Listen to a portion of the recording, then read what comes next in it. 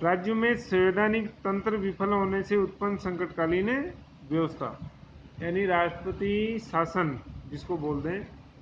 ये आपको दो चीज़ों का ध्यान रखना है, राष्ट्रीय आपातकाल और राष्ट्रपति शासन, दोनों में अंतर होता है।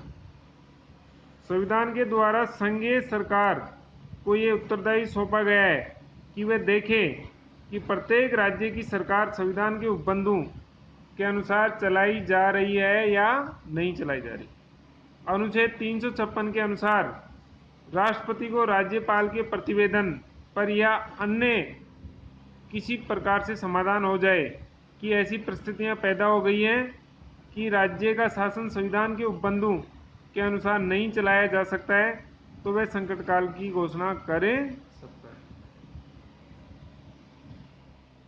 संसद के द्वारा एक बार प्रस्ताव पास कर राज्य में 6 माह के लिए राष्ट्रपति शासन लागू किया जा सकता है। 44 संविधान संशोधन के पूर्व राज्य में राष्ट्रपति शासन की अधिकतम अवधि 3 वर्ष थी, लेकिन अब इस व्यवस्था में परिवर्तन किया गया है। राज्य में राष्ट्रपति शासन के लिए 1 वर्ष की अवधि के बाद इसे और अधिक समय के लिए जारी रखने का प्रस्ताव संसद द्वारा तभी पारित किया जा सकेगा जबकि इस प्रकार का प्रस्ताव पारित किए जाने के समय अनुच्छेद 352 के अंतर्गत संकटकाल लागू हो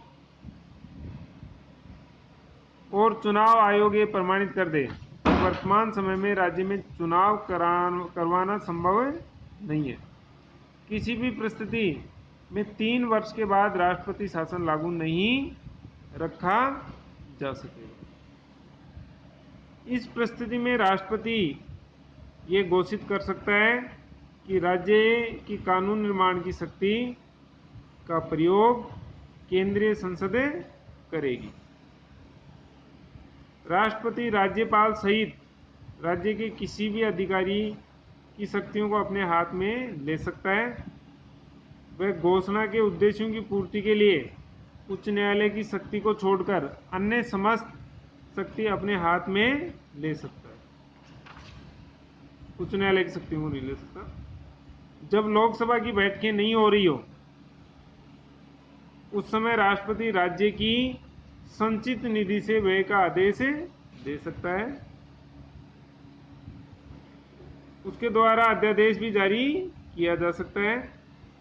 संकट की अवधि में राष्ट्रपति संविधान के अनुच्छेद 19 के द्वारा प्रदत्त स्वतंत्रताओं पर रोक लगा सकता है और उसके द्वारा संवैधानिक उपचारों के अधिकार को भी स्थगित किया जा सकता है। संविधान लागू किए जाने के समय से लेकर अब तक 130 से अधिक उदाहरणों में अनुच्छेद 356 के अधीन संकट काल घोषित किया जा चुका है। पिछले वर्षों में पंजाब, असम और जम्मू कश्मीर आदि राज्यों में लंबे समय तक राष्ट्रपति शासन लागू रहा। वर्ष 2016 में 3 राज्यों अरुणाचल प्रदेश, जम्मू कश्मीर और उत्तराखंड में राष्ट्रपति शासन लागू किया गया। उत्तराखंड और अरुणाचल प्रदेश में उच्चतम न्यायालय ने राष्ट्रपति शासन को असंवैधानिक घोषित करते हुए पुरानी सरकारों को बहाल करने का निर्णय दिया। राज्यपालों और केंद्र सरकार की भूमिका पर गहरा रोष प्रकट किया। वर्तमान में 19 दिसंबर 2018 से जम्मू कश्मीर राज्य पूर्व में 6 माह के लिए गवर्नर शासन के अंतर्गत, राष्ट्रपति शासन के अंतर्गत, लेकिन वर्तमान समय में जम्मू कश्मीर को 2 केंद्र शासित प्रदेशों में बांटने के कारण अब वहां पे राष्ट्रपति शासन हट चुका। अब है वित्तीय संकट।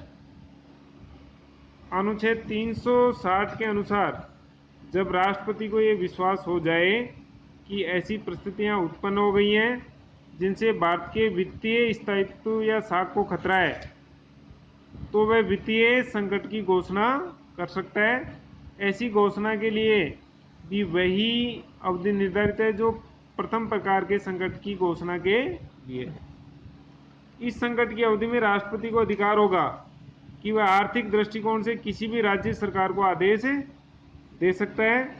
संघ या राज्य सरकार के अधिकारियों के वेतन में जिनमें उच्चतम न्यायालय और उच्च न्यायालय के न्यायाधीश भी शामिल होंगे, आवश्यक कमी की जा सकती है। राष्ट्रपति राज्य सरकारों को इस बात के लिए बाध्य कर सकता है कि राज्य के समस्त वित्त विधेयक उसकी स्वीकृति के लिए प्रस्तुत किए जाएं। संघ की कार्यकारिणी राज्य की कार्यकारिणी को शासन संबंधी आवश्यक आदेश दे सकती है और राष्ट्रपति केंद्र और राज्यों के बीच धन संबंधी बंटवारे में आवश्यक परिवर्तन कर सकता है। देश में वित्तीय संकट लागू करने का अवसर अभी तक नहीं आया। अब नेक्स्ट वीडियो में संकटकालीन शक्तियों का मूल्यांकन